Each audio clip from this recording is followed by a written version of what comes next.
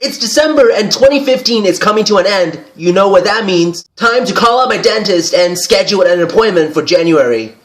But it also means it's time for my annual best and worst movies of the year video. You know, I'm actually surprised I haven't done this sooner because as a self-proclaimed movie buff, I haven't done nearly enough videos for the films I've watched. Well, that's because a lot of times they just don't live up to my expectations. But every once in a blue moon, a film so good will emerge from the rest and it will just blow me away. And 2015 has definitely been one of these years. I mean, my god, what a year for cinema. Granted, this year I have experienced a huge disappointment with one of my most anticipated films of the year, Alvin and the Chipmunks 4. Just kidding, it was Spectre. I did a video talk on it because, you know, I just had a lot of feelings to share, and the film was just not what I wanted it to be. But was Spectre disappointing enough to be on my top 10 list? Well, I can tell you right now with 100% that you just have to watch this video to find out. Despite receiving glowing reviews, the film The Revenant is actually not on this list because the film was pushed back to January due to the release of Star Wars The Force Awakens. So don't be going all crazy and tell me, ooh, he forgot a Revenant. I did not. I just didn't see it. So without further ado, I gave you the best and worst movies of the year 2015.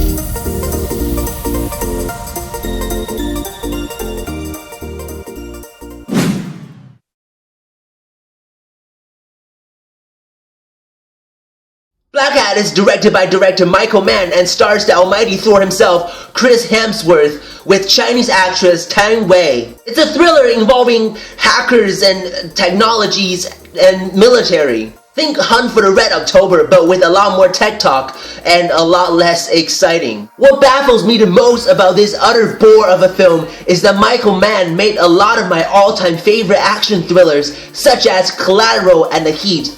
But he couldn't capture my attention for more than 5 minutes with this snooze fest of a thriller. It was overcomplicated, over the top, and above all, just poorly filmed and edited. And the fact that Mann filmed this movie with digital HD camera just made the finished footage look even cheaper. The acting was okay, and they were the only good thing about this lazy attempt to cash in on Chris Hemsworth's fame. But Blackhat is neither memorable or captivating, and it's certainly not something I will see again anytime soon. I gave this movie 4.8 out of 10.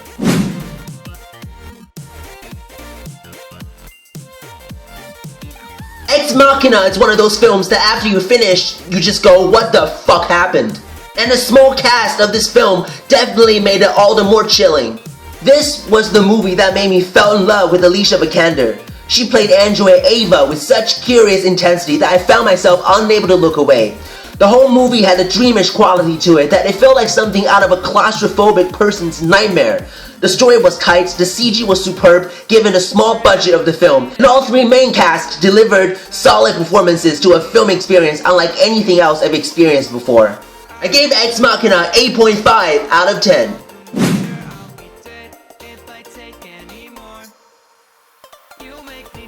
I don't know what drug James Cameron was on when he said Terminator Genisys is his favorite Terminator movie since Judgment Day, because this film was a mess and a half. It completely missed the point of the Terminator movies and why they're such classics. The audiences didn't want to see one green screen rendered action sequences after another, and especially since they added absolutely nothing to the film's convoluted and confusing plot. It took everything good and beloved from the first two films and turned them into something unbearable and dumbed down and shoved them back down our throat. Emilia Clarke and Jai Courtney were diabolically miscast in this, and they couldn't produce any chemistry even when they were grinding on each other naked. That's saying a lot. The visual effects of this film were appallingly bad, especially considering how Terminator 2 Judgment Day revolutionized computer imageries with its groundbreaking effect. I think they should just quit while they're ahead and stop sabotaging this franchise any more than they already have. This movie gets 4.5 out of 10.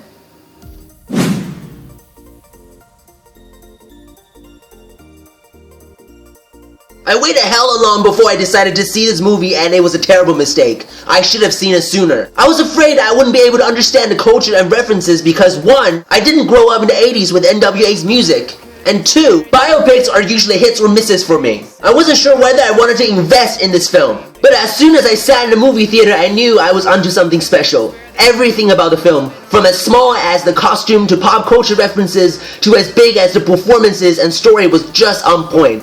It wasn't anything flashy, and it certainly wasn't over-the-top stylish. It was just a very well-told story and a well-executed film with great music.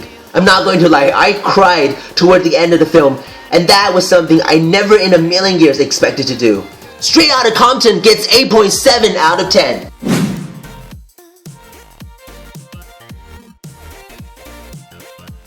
Oh, Wachowskis, whatever happened to you? I keep giving you second chances and you keep shitting in my face. This movie was like a student project made from a film student learning how to apply visuals for the first time.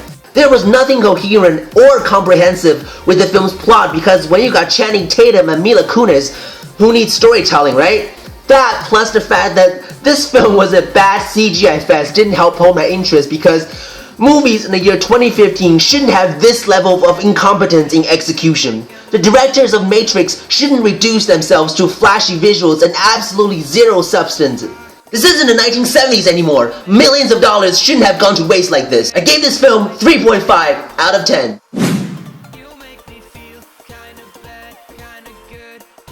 Creed is not your typical boxing film. It's a continuation of the Rocky legacy, but it worked as a film on its own merit. It goes against the typical rags to riches story and presents a narrative that both pays homage to the original classics and updates the aging franchise for the digital age. Unlike many sequels and spin-offs, Creed isn't simply a rehash of the formula that worked with the previous Rocky films, or even boxing movies in general, but rather it strayed away from the formula and focused less on the triumphant victory of a boxer and more on the emotional journey of a human being. Granted, there were some cliche moments, notably towards the last 30 minutes of the film, but they were inconsequential enough that they didn't undermine the brilliance of nearly every aspect of this movie, including an amazing soundtrack and one of the best kickboxing fights ever filmed for a movie. Michael B. Jordan redeemed himself from the horror that was Fantastic Four 2015 and established himself as a rising star in Hollywood with his captivating performances as the titular character. Creed gets an 8 out of 10.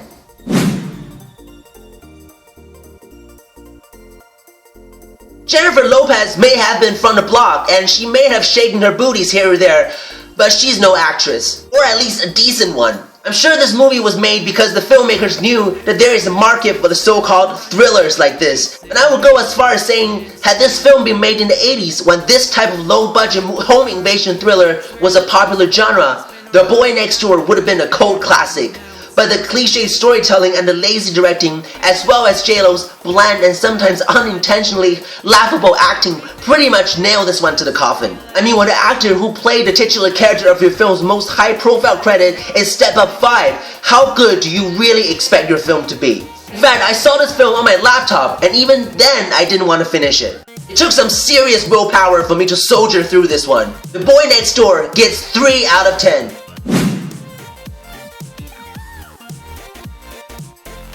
Coming in at number 7 is the 8th film by Quentin Tarantino. I've always had a special appreciation for Tarantino films. I think it's such a rare breed that it's refreshing to see something made under his direction every once in a while. I love Kill Bill and I adored Inglourious Basterds. Django blew me away. But The Hateful Eight was a surprising return to his earlier days with films such as Reservoir Dogs and Pulp Fiction. The first 3/4 of the film is almost entirely filled with his signature Tarantino extended dialogues.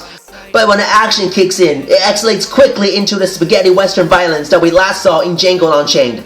I read that Tarantino originally wanted this to be presented as a play, and I totally see that. The film is over 160 minutes long, with an intermission included in some versions. But the intelligent writing and the clever pacing never made this movie feel long. The performances were some of the best I've seen all year, with Kurt Russell, Sam Jackson, and Jennifer Jason Leigh perfecting some of the finest and most memorable Tarantino characters in a long time. I had a great time watching this movie and I can't wait to see it again. I gave this movie an 8.9 out of 10.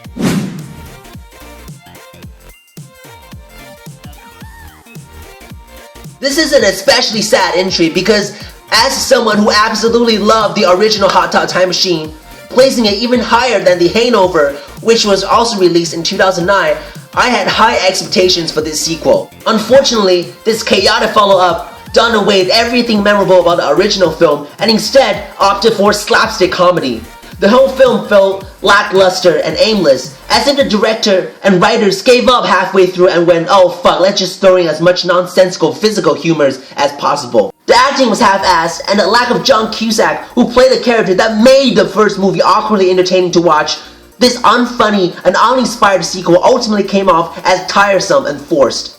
The unnecessarily intricate plot didn't do the overall plot any justice either. The movie made number 6 on this list because it was such a painful punch in my guts after I had such high hope for a sequel to possibly one of the most clever time-traveling comedies ever made. So I'm gonna have no choice but to give this movie 3.1 out of 10.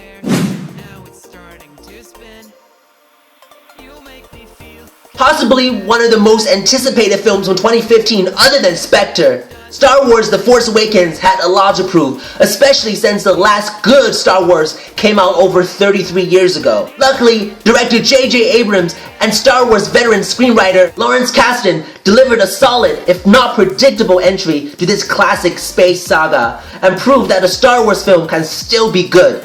It employed the X-Men Days of Future Past technique by integrating the cast from the original trilogy with a new generation of heroes, as they embark on an exciting and oftentimes hilarious adventure of self-discovery.